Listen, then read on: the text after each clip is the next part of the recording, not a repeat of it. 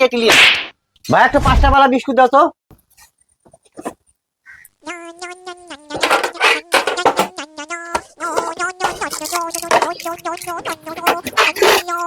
Hello ভাই, 5টা biscuit আর বাকি তোমার পয়সা। আরে আমি তো দোকানদারকে 5 টাকা দিলাম, 5 টাকা वाला বিস্কুট নিলাম, দোকানদার ভুল করে আমাকে 100 টাকা দিয়ে দিয়া। হ্যাঁ, টাকা তখন আমি কি করব?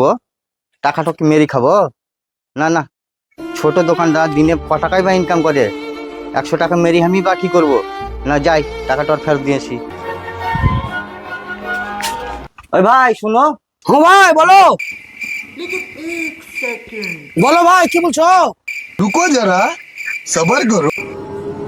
আরে ভাই কি বলছো বলো করে তুমি।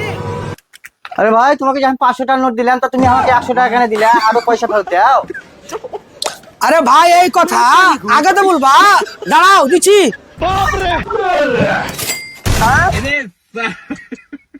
ভাই সাথে একটা রেড বুল দিয়ে দিয়েন, টাকাটা ওইখান থেকে কেটে নিয়ে